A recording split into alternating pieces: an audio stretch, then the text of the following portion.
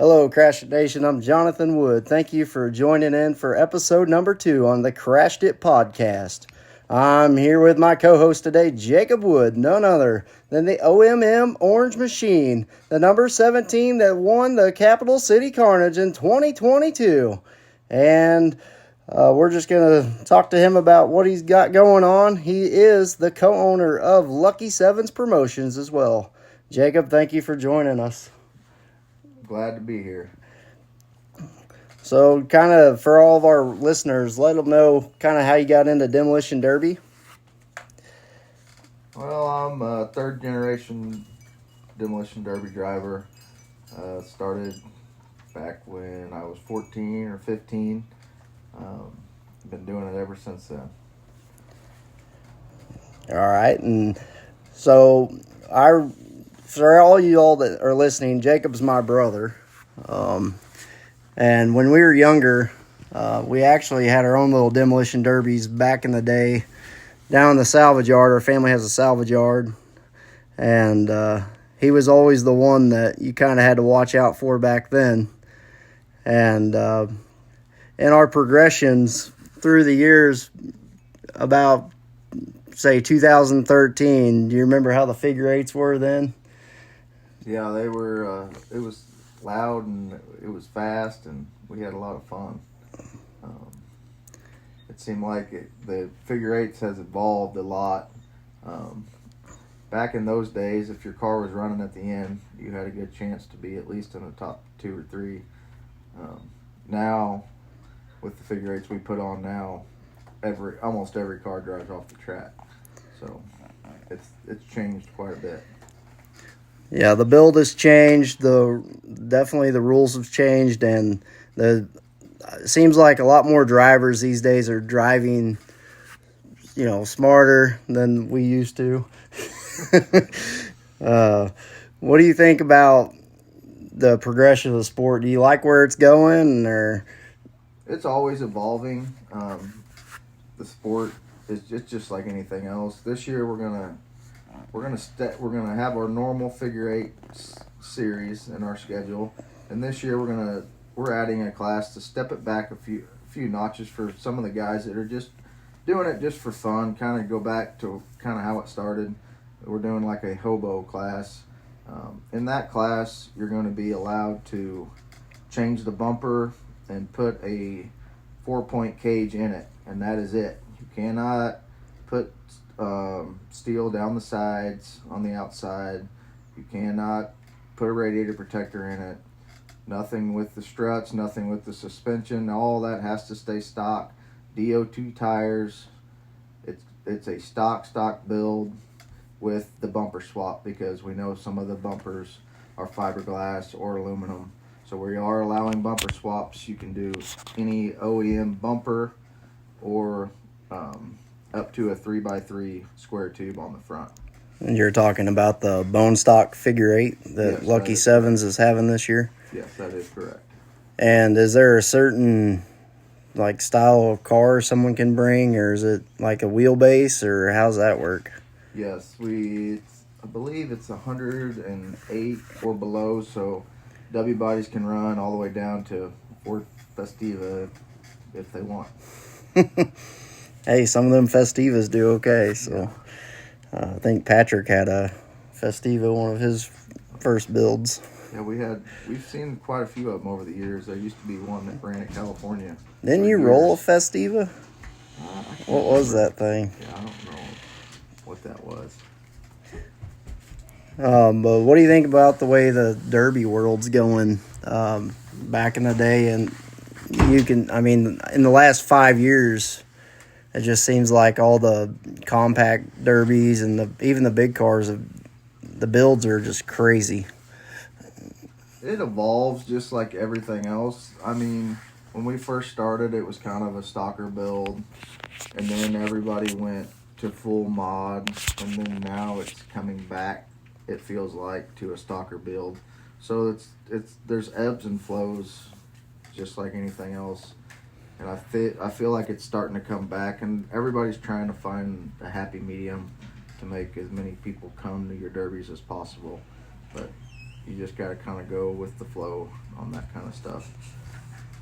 All right. So looking at the schedule for Lucky Sevens promotions, how's the schedule looking this year? Like, what can our fans and the drivers expect? I think it looks like we have about 7 derbies and about 23 or 4 figure eights. Our schedule's on our website. We also create events for each schedule on our Facebook page. So if you haven't followed our Facebook page, it's Lucky Sevens Promotions. And there's events set up for every single one of our shows. I think Joshua said we're in 10 or so different counties. So, I mean, we're going all over the place. Yeah, so Lucky Sevens Promotions, he said that they have a Facebook page, and man, there's a lot of other things on their Facebook page. I know I create hype videos for them and all kinds of stuff. And they also get their sponsors out there. They really, they promote their sponsors better than a lot of promotion companies do. Do you have any sponsors so far? I know this year you guys have been trying to find some sponsors, or? Yep, we have a few on board so far. I know Landon Worthy Bail Bonds is a series sponsor for the figure eight. I will get a list to Jonathan for the rest of them. I don't want to miss anybody. We are currently looking for a series sponsor for the Derby guys.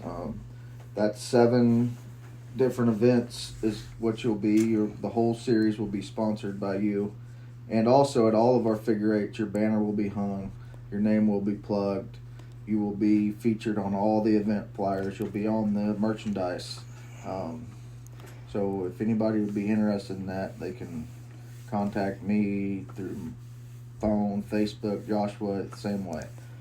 So Yeah, so if you look up Lucky Sevens Promotions, they have a website, Facebook page.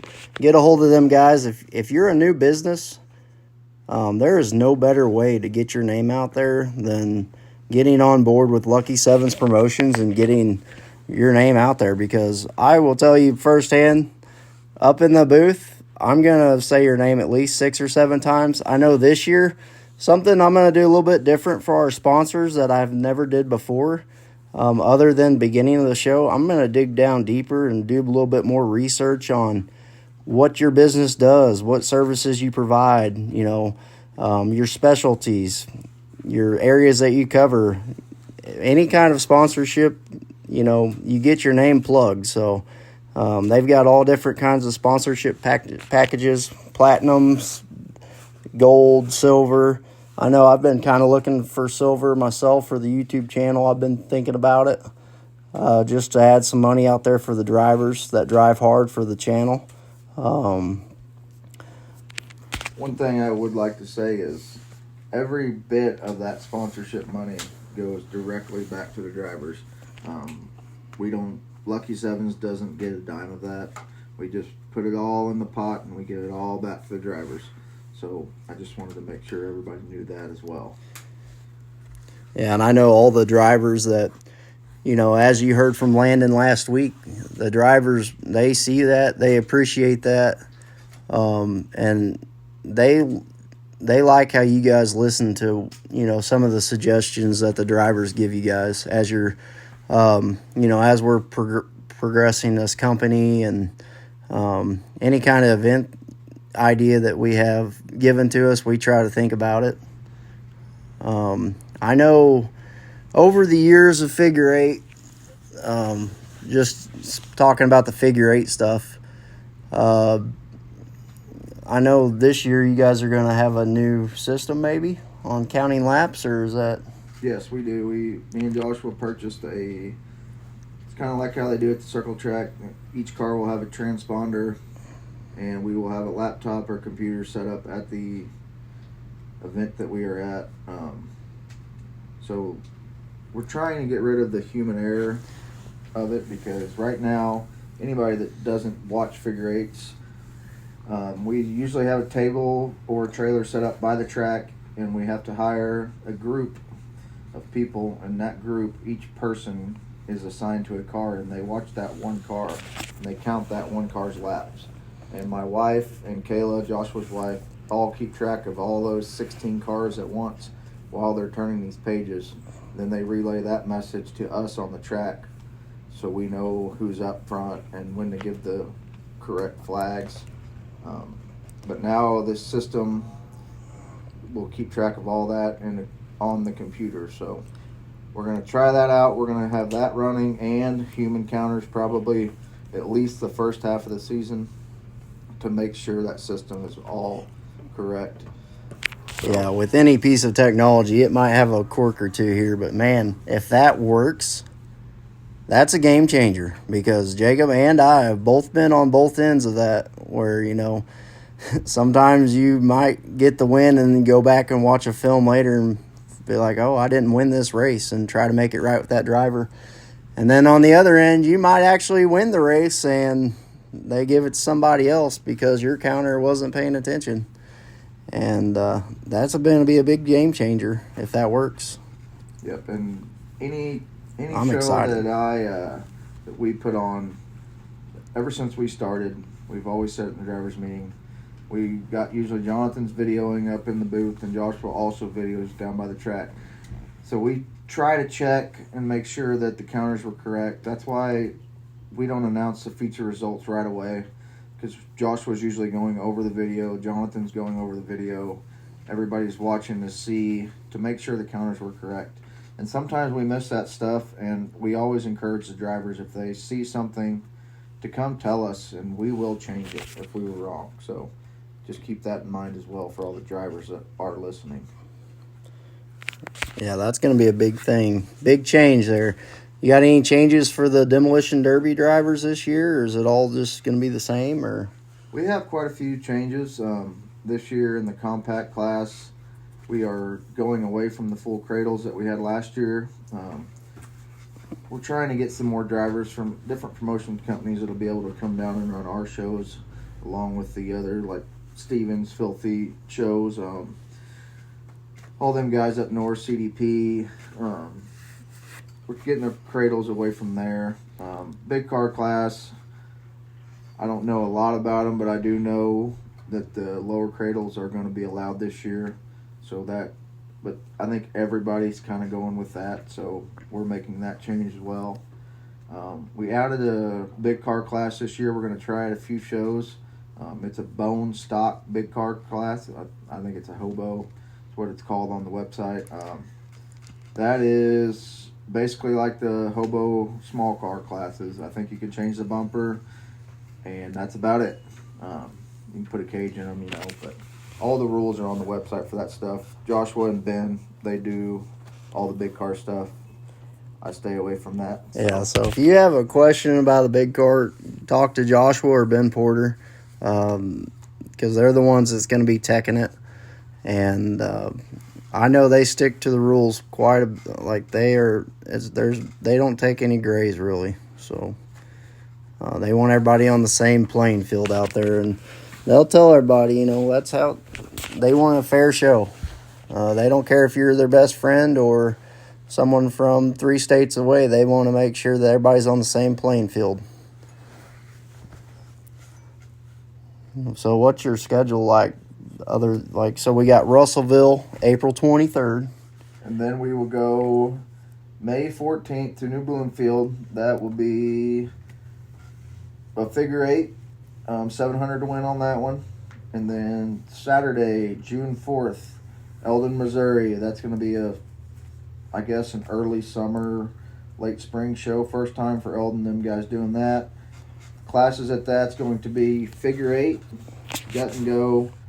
We're going to do the hobo stock there, the big cars, and the full size. So that's going to be a big show that day. Then we go to Richland on Saturday, June 25th. I'm excited for that one. That's going to be fun. They haven't had a derby there, I think, 3 or 4 years. At least, yep. At least they contacted us last year. They wanted to try to get a derby last year. We didn't have any space available. Because we're pretty busy during the summer. But we got we're going to go ahead and fit them in. While we're on the subject of Richland, I was kind of joking with Troy Mitchell, and the reason why I bring this up, the reason I bring this up is because last year, or was it a year or two ago? Last year. So last year there was a team show in Richmond, Missouri. Troy goes to Richland, Missouri, and I think he blew a trailer tire or something too that day. Blew a trailer tire, got to Richmond. Richmond, their hobo cars are 106-inch wheelbase and under only. So he got there late, so the guy that was teching the cars just gave Troy a stick real quick. Well, he got down to the pits. I don't even think he got it unloaded. The guy came and broke his stick. The guy came down and broke his stick off of his car because the tech man did not realize that was alumina that he pulled in. And so Troy went to Richland instead of Richmond. And that's from someone that's not familiar with Missouri. He drove a long way. Yes. I think it was like 5 hours if you add all that Blew up. a trailer tire. The guy that was hauling his car thought he won a $10,000 lottery ticket, but it was only a $10 one. So this all happened all in one night for them guys. So they had quite a night. The reason I brought this up, though, Troy, because I know you're going to listen to this, is that shows the passion that some of these drivers have. I mean, all them things was going wrong for Troy, but he still wanted to show up for the fans that were going up there to watch him. And he made it happen, even though he was running late because he went to the wrong place. But that's just the passion that some of these drivers have. And, I mean, that's what I love about the sport is the drivers that drive for the fans, because we know without the fans, I mean, we couldn't do what we do without the fans. And we love the passion that some of these drivers have to make it happen every show. I mean, Troy, we'll get to talk to him later on, but he builds cars with limited amount of tools. He kind of is like me. He don't have a high dollar welder or cutting torches or anything like that. Troy can't weld anyway, so like Oh, Kurt does most of his welding. But hey, Kurt's bumper did not fall off last night. After those events, we'll get into all of our fair events, and them guys can find all them. I'm not going to go through all the dates because there's a ton of them. But they're all on the website. Those 4 or 5 shows get the season started, and then we go from there. So let's talk about your derby in this season, Capital City Carnage. So everybody knows, well, most people know that you guys have been out to Topeka, Kansas a few times. And so describe the feeling of driving into an arena like that. It's almost indescribable when you're pulling through that tunnel. It's pitch dark outside, and you're pulling through a little doorway compared to that big arena, and all you see is a little light, and then you pull in there, and there's 5,000-10,000 people in there yelling and screaming, and it's quite a feeling, and that's why we go back. I think we sure love going up there, and I just like hanging out with everybody, and we get tons of people that come up there and support us, and we just love it. And so what are the nerves like before the drive? Do you, as a veteran of the sport, do you get nervous still going in there? I was nervous the whole day. Yeah, I get very nervous. It doesn't really happen like last night. We ran Lebanon in it. I wasn't really nervous at all, but up there, we get really nervous, or I do anyways. So that's a veteran's driver take on it. Here in a little bit, we're going to reach out to a driver that went to Capital City Carnage this year, the Big Show, Ryan Shoeing, and we're going to get his take on his experience and how it was to drive the car into the arena like that. And he had some drama happen to him last night. We'll get his take on that as well.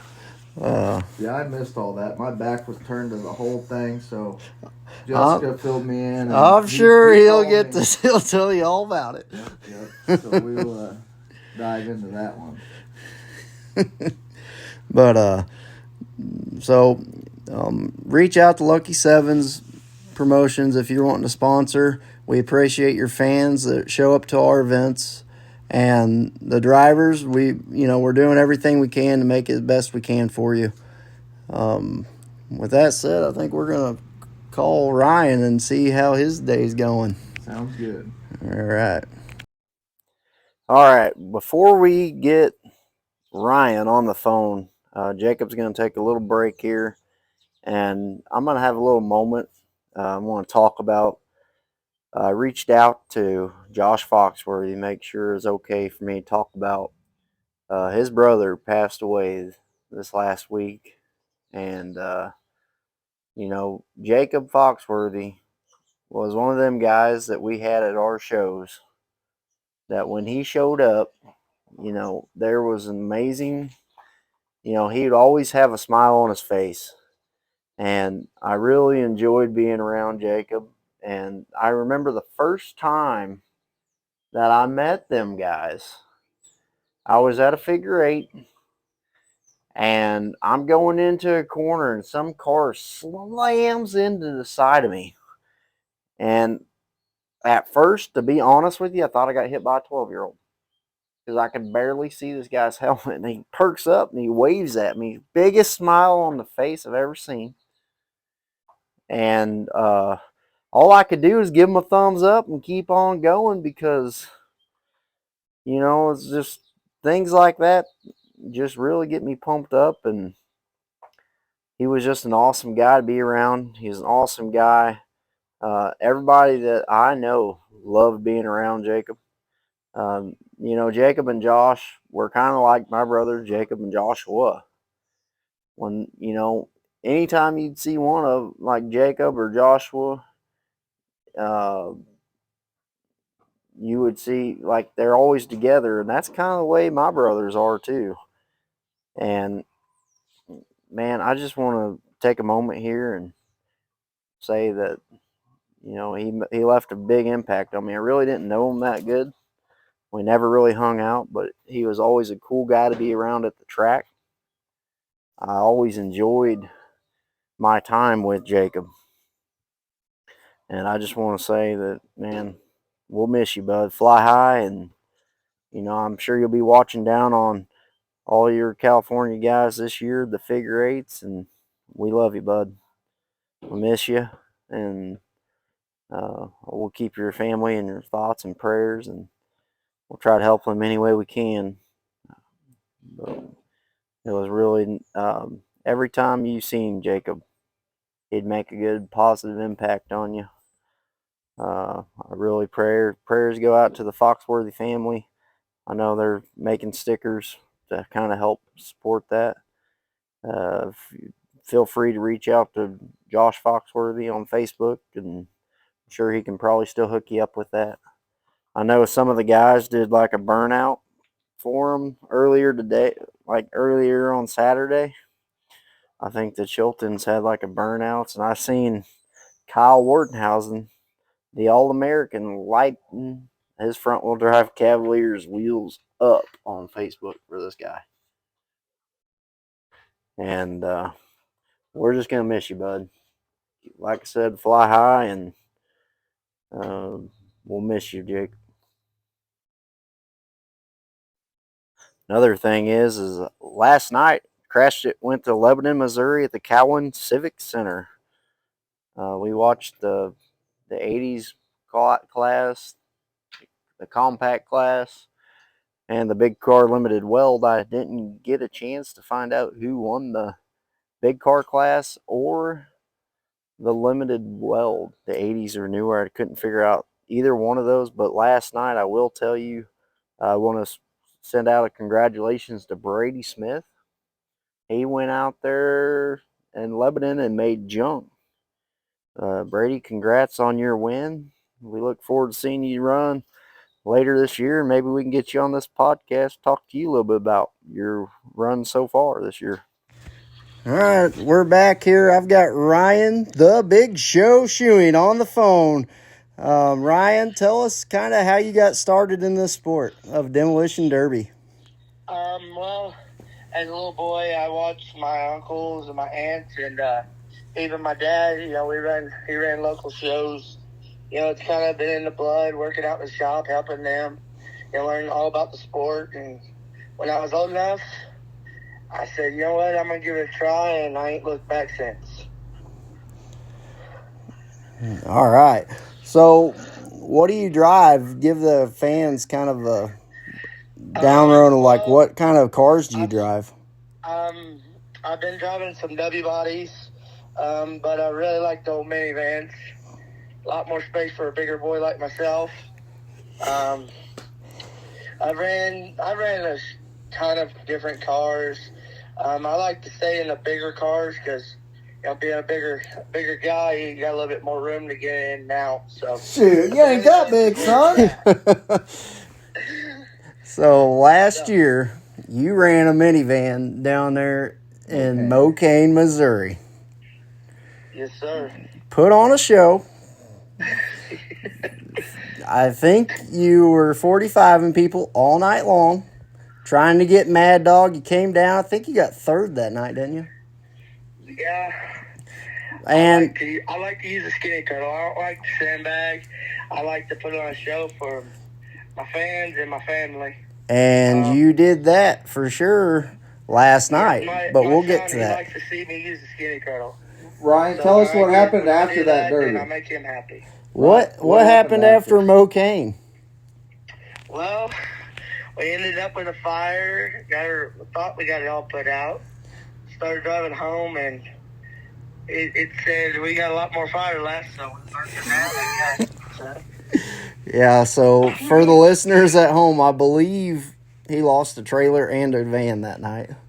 Yeah, burnt all the tires up, cracked the tongue on the trailer, burnt the license plate, but we're fixing it, and it'll be ready to go this summer. And that shows you right there the passion that these guys got for the sport.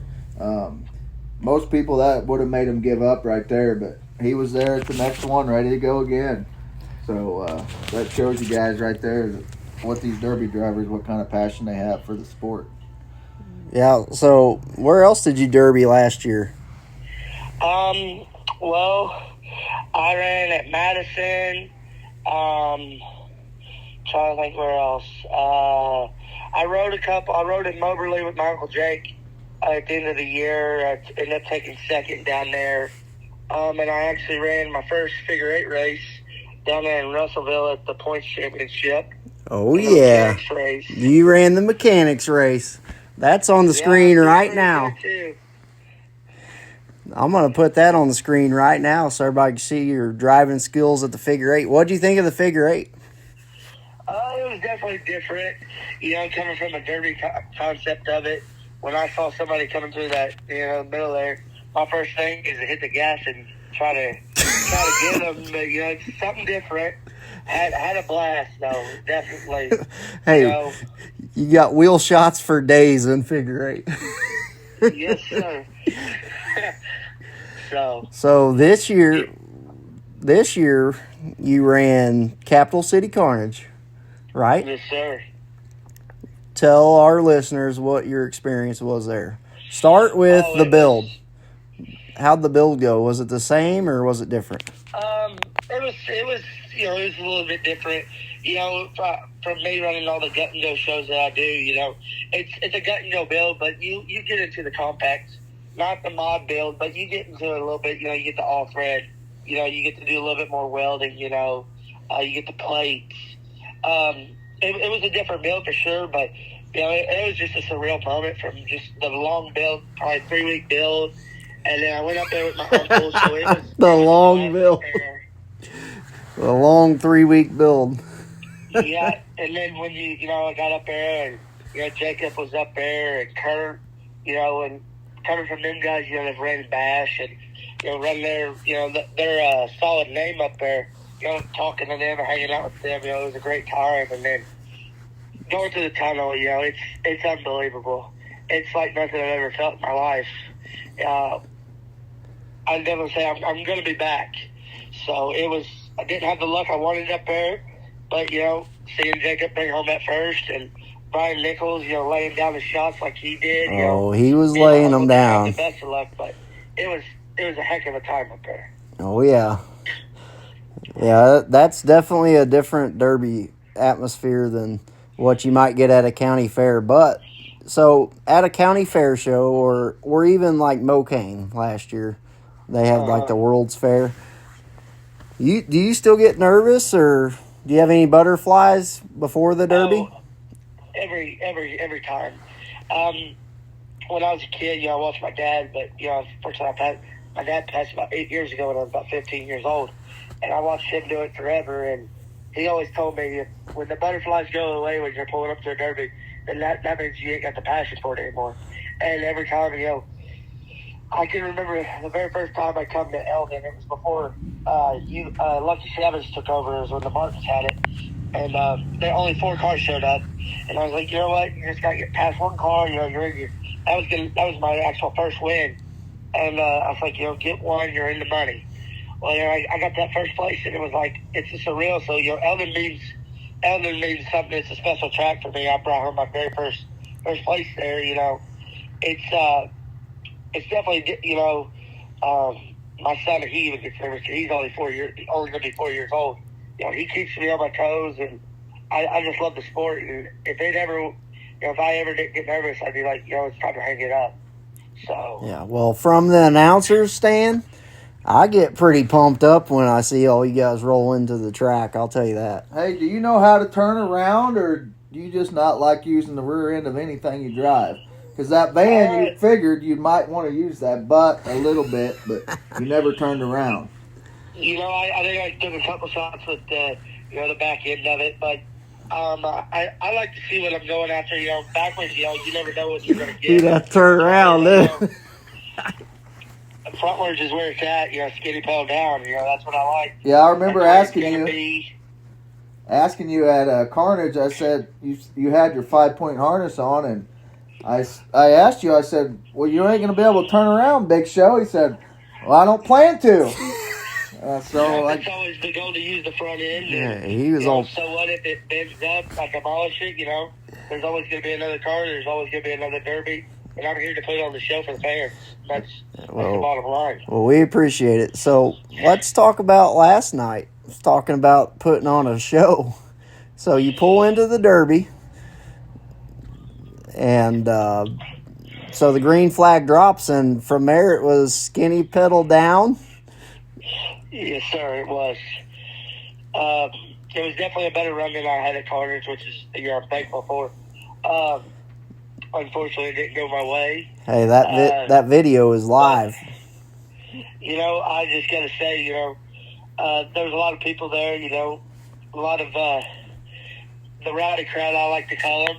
They've already got themselves in a little trouble, But at the end of the day, it is a Derby, I don't agree with the decision. A lot of people didn't agree with it. But I'm not going to change the way I drive just because they want to claim I was team driving, What was the decision? Yeah, so take us through that. So here I am. I was there. I'm up in the stands, and I thought they broke your stick because you got hit after the red flag by somebody else. I honestly had no clue. They were claiming team driving. I didn't see it, but if you can find one person that does a team drive when they're out there with a group of buddies, then, it is what it is. I didn't feel I was team driving. Well, when you're sitting there putting it down on them and they don't like you, they're going to find a reason to take you out. Yeah. I'm not here to bash any promoter or anything like that, but right. You were. I mean, you only hit that car twice that they broke your stick for, so. Right. So have they talked to you about it ever since, or no? I tried to talk to them and, let them know that, I understand, not everything is going to be 100%, accidents happen, bad calls. But in my eyes, it was a bad call, and in their eyes, it wasn't. And I just felt like there was a lot of things that went wrong last night. But, I'm not a promoter, I like Jacob, you guys promote, y'all know the hassle it takes and all that good stuff. Yeah, we can't bash nobody on here. Our view, yeah. I mean, my eyes opened big time after seeing what these guys go through. I mean, they make special trips just to meet with fair boards. They, then it's like back when I was driving, you don't really think about like setting up the track and all that and how that's coordinated. Right. There's a lot to promoting before the show even happens, and then Right, and that's a big thing of it. I'm not here to bash any companies or anything like that. I've ran practically every promotion around Missouri, and I can hands down say that Lucky Sevens is probably the best promotion I've ever ran. They're even, they're fair, even with the guys that they know outside of the track. There's no favoritism. I'm not saying everybody has favoritism, but everybody's gonna have a buddy on the track. Oh yeah. And I feel like Lucky Sevens is doing a great job. Last year was really my first year of running their shows, and they put not just a figure eight, but just even the demolition derbies. They take their time. They're there for the drivers, not just not just for themselves to make an extra buck. They're doing something good for the sport, so that in 15 years, when our kids are starting to drive, that they have a sport, and that's one of the biggest things that is important to me. And I think that's why they're doing it, is to, try to not only keep the sport going, but grow it. We're all the youth shows and stuff. They're great guys. I really like them. You're a great announcer. I love hearing, when I'm coming on the track, hearing you up there getting rowdy. It's always a great time when that's going on. I'm gonna turn it up for everybody there. When me and Joshua started this whole deal, we sat down and we said one of the most important parts of a derby or a race is the announcer. He's the one that all the fans hear. He's the one that the drivers are friends with no matter what the hell we do. So that's the most important thing. That's why I go down there and bullcrap with all you guys before the derby. And, like with Filthy Promotions, they got Derek Baymiller. Right, another great one. Right, yep. I've even when he was with the Madison crew, before he went over with Steven, when Steven started, he's always rowdy. He's getting the fans into it. It's great to get the fans involved and different stuff like that. So I'm definitely blessed to be able to derby and do all the things I do, and I feel like it's just going to be a great summer. Well, we're looking forward to seeing you. What's your plans this summer? You gonna run Eldon again, or we got the June 4th opener in Eldon, and then all the demo derbies there. Gonna be at every show. Maybe even show up for a couple figure eights. That's what I was going to ask. I was going to say, am I going to see you in a figure eight car again this year or not? Most definitely. I got one sitting out here that I'd like to get put together and run.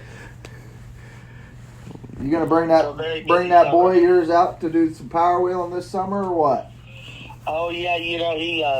We just got him in the big grave digger. Nice. And he's running around, every time he's in the shop with me. He grabs the helmet on and gets in there, and he's going to the derby. So well, this year I didn't announce it earlier, but we are going to do a youth derby at the end of the year. Some of your guys' crew from down where you guys are at are going to bring some cars. It's going to be a youth class. It'll be a 10 to 15-year-old class. There won't be any entry fee for the youth drivers. And we are not going to be giving away cash, but we are going to be giving away derby parts to the winners. So I just would put that out there while I was thinking about it. You hear that, Hunter and Hayden? That's a great thing to do, getting these kids involved. I know, my Uncle John's boy and my Uncle Jake's boy, they're 10, 11 years old, and they're ready to see what they can do. They watch all of us, bang them up and all that stuff. They're wanting to get out there and see what it's all about. So it's just great to, see there's those kids that are coming up and, going to start it and keep it going when, our days to retire are there. Speaking of family and stuff, is there anyone you want to thank or any sponsors you got you want to thank for letting you do what you do? My wife Bailey, for sure. Long hours in the shop, all the money that goes into it, all the drama, like last night, she's always the first one to have my back. My son Brenton, my teammates, Phyllis Garnett, Jake Garnett, John Aller,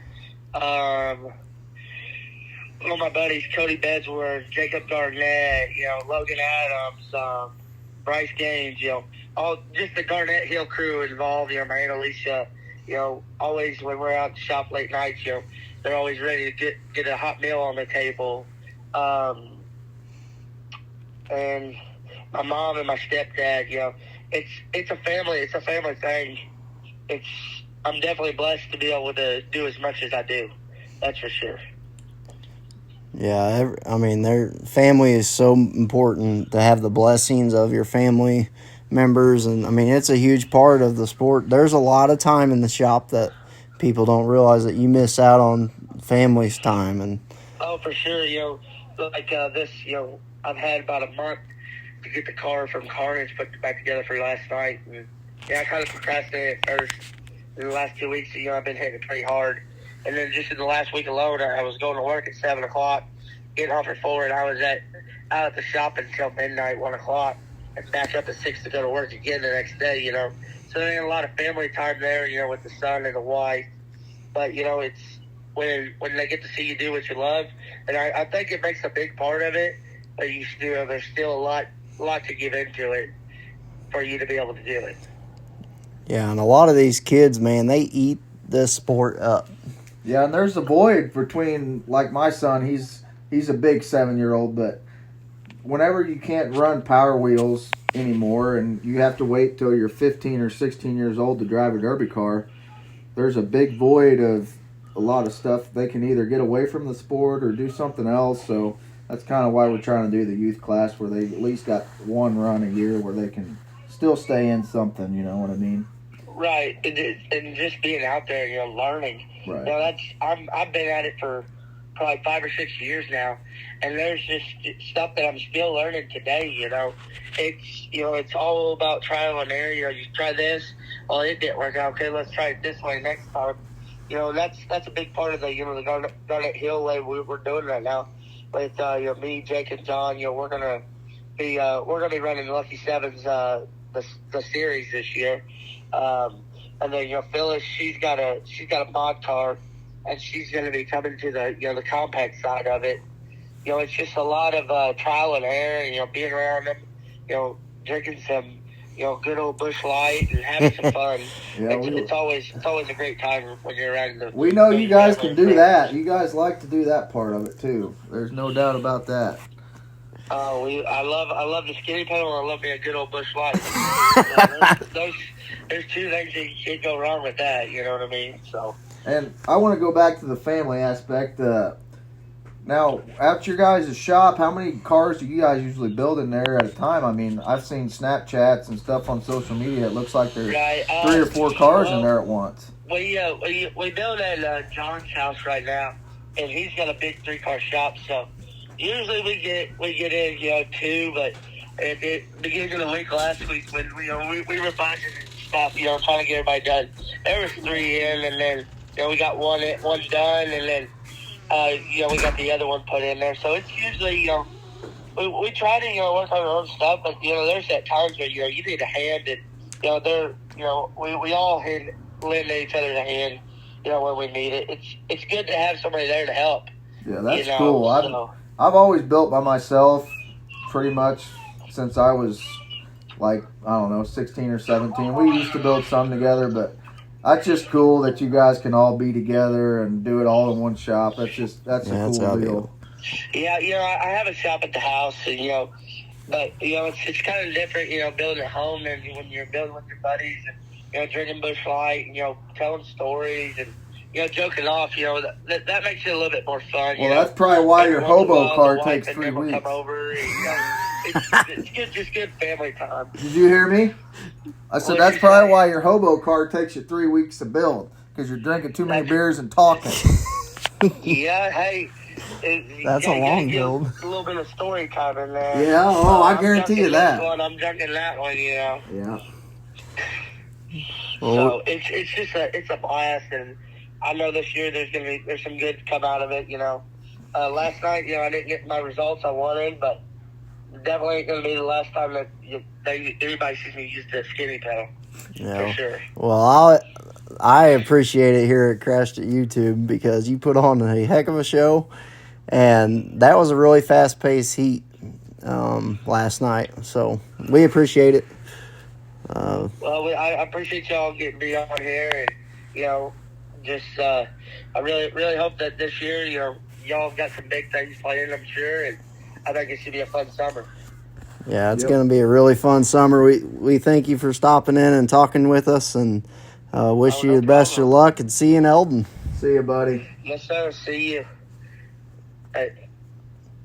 All right, that was the big show, Ryan Shoeing. He's got big plans for this year, and we look forward to seeing him out there at all of our Lucky 7 shows, and we wish him the best of the luck. You got anything you want to add? I think that's going to be the end of this stream. We thank everybody for stopping in, all the support. We thank you for everybody that reached out. The Wisconsin guys that called me up, I'll be talking to you guys later on this year about what's going on up north. Thank you. See you.